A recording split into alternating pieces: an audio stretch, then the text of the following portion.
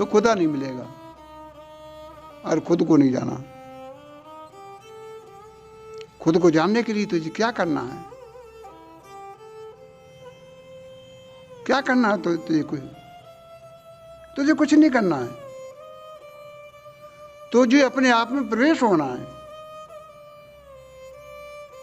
तुझे अपने घर में जा करके झांकना है। और घर में जो हो रहा है, घर में खूब संगीत बज रहा है, घर में खूब नाच गाने हो रहे हैं, घर में खूब उजाला हो रहा है। जब भूख लगती तो खाने के लिए भी नहीं जाना पड़ रहा है।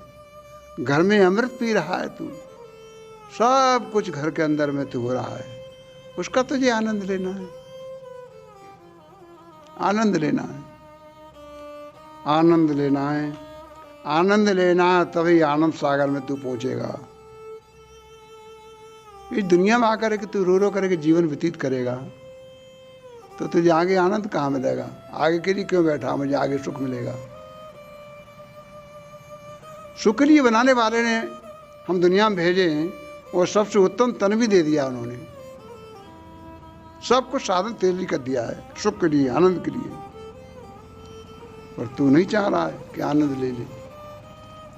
आनंद की जगह पर नहीं पहुंच रहा है।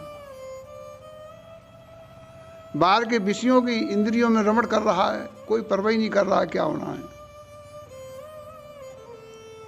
ये इंद्रियों के सुख जो हैं, बाहर के ये सुख हैं, ये सब छिन जाएंगे, कुछ नहीं रहेगा। ये न तन ही रहेगा, न ये इंद्रियों का सुख ही रहेगा, और न तेरे दोस्त तेरे साथ ही रहेंगे, न तेरा कोई साथी रहेगा। तू पहले भी अकेला था, अकेला यहाँ आया, अब भी अकेला है, अकेले यहाँ से जाएगा। तुझे तो एक बनाने वाले ने ऐसे स्तर पे मनुष्य शरीर में भेजा है कि लाखों करोड़ों वर्षों से हो सकता है उसका मिलन नहीं हुआ मालिक से। तभी तो कहा कि मनुष्य तन मिला है, जिन आत्माओं को मनुष्य तन मिला है वो आत्मा अपने स्वरूप में प्रवेश होकर के एक उस स्थान को प्राप्त कर सकती है जो सदा के लिए आपका दुख समाप्त हो गया, न बाहर का न भीतर का। वो चीज प्राप्त कर सकते हैं। और सावधान रहो, समय का चूका साधु और डाल का चूका बंदर, फिर उसे कोई नहीं पूछेगा, फिर कोई नहीं पूछेगा कोई। ये अभी समय है, इस समय को जो बीत गया उसकी चिंता क्यों करते हो? और बाकी मेरी जिंदगियां आप भोग आए, वहां कुछ नहीं कर पाया, उनकी चिंता क्यों करते हो? और यहां कुछ हो गया, उनकी चिंता क्यों करते हो? बीते हुए की समय पंडित ज्ञानी महापुरुष ऋषि मुनि चिंता नहीं करते, और न भविष्य की वो चिंता करते हैं भविष्य में क्या होगा। वो संत जो होते हैं विवेकी, वो तो वर्तमान की चिंता करके वर्तमान में जो हमें मौजूदा समय मिला हुआ है, इस समय को अपना सदुपयोग करते हैं। और इसी समय से ही हमारा जो आज हम कर लेंगे काम अच्छा, तो ये भूत बन जाएगा अच्छा काम, और इसी काम आज अच्छा कर लेंगे, उससे ही तुम्हारा भविष्य बनेगा। वर्तमान से ही आप दोनों चीज़ों को पैदा करते हैं, भूत को भी और भविष्य को भी।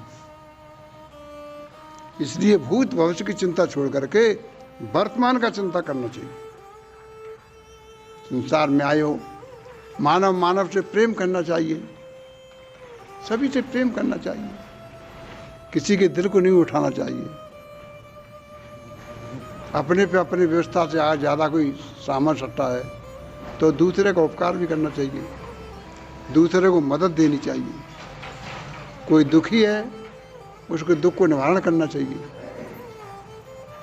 ये मनुष्य का धर्म है। बाहर हम आए हैं, यहाँ बरत रहे हैं, वहाँ ये सभी ने किया है, सभी ने किया है। किसी का दिल तो किसी ने नहीं दुखाया, क्योंकि जो धर्म की मूल है वो क्या है? धर्म का मूल है एक दया। दया धर्म का मूल है। मूल मानी जड़ है, और दया उसके अंदर होती है। दया का उल्टा क्या हो गया? याद। जो मनुष्य आत्माओं के साथ में प्रभु की याद करता है, जो अपने आप की याद करता है, उस शक्ति की याद करता है, उस पर्वत बनाने वाले की याद करता है, उसके अंदर ही दया होती है। और जो याद नहीं करता है उसके अंदर दया भी नहीं रहती। दया धर्म का मूल है, फिर उसके अंदर धर्म कहाँ रहेगा? अगर उसके अंदर धर्म छिड़ जाएगा तो उसकी फिर रक्षा कौन करेगा? धर्म ही रक्षा करता है। अब दुनिया के लोग तो जाने क्या कह देते हैं, हमको तो बड़ी हंसी लगती है, बड़ा लगता है कि लोग आज कह रहे हैं, हम सुनते हैं उनकी बातों को, कि आज तो भाई धर्म खतरे में है। अब वो धर्म को ही खतरे में बता रहे हैं, जो कि धर्म रक्षा करता है। तो इन दुनिया की बातों को तुम कब तक सुनोगे? जब धर्म रक्षा करता है, जब जब धर्म की हानि होती है, धर्म बढ़ता, तब हमारी रक्षा होती है। और उन्हें धर्म को खतरे में डाल दिया कि धर्म खतरे में है। अब किसका विश्वास करे आदमी? हमारी रक्षा कैसे होगी? ऐसी रटी पिटी आपको बातें सुनने के लिए मिलती हैं, ऐसे ध्यान नहीं देना चाहिए। पहले भी लोगों ने महान पुरुषों की बातों पर गौर किया, विश्वास के साथ उन्हीं का कल्याण हुआ। वो आज भी जो महान पुरुषों की, जो चले गए महापुरुष, उनकी वाणियों पर विश्वास करते हैं वो। और जो मौजूद है महापुरुष, उन्हीं की वाणी विश्वास करते हैं, महापुरुषों की वाणी में। कहा भी है, जो महापुरुषों की रास्ते पर चल नहीं सकते, फिर कहा किसने? जो महापुरुषों की रास्ते पर चल नहीं सकते, वो बंदे कभी भी अपना बिगड़ा हुआ मुकद्दर बना नहीं सकते। कितना जोर लगा ले, कितना जोर लगा ले, उन्हें रोना ही पड़ेगा, रोना ही पड़ेगा।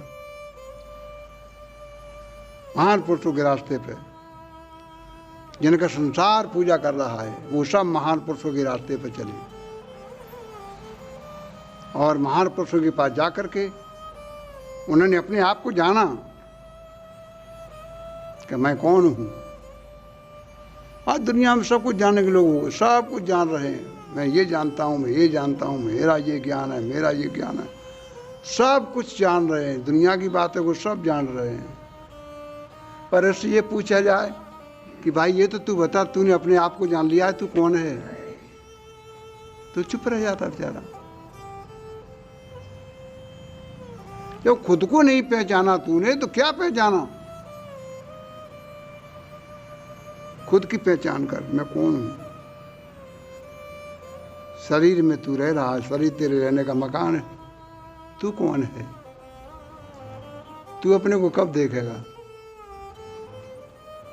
अपने को कब देखेगा तू? अपने को कैसे जानेगा? ये कभी सोचा?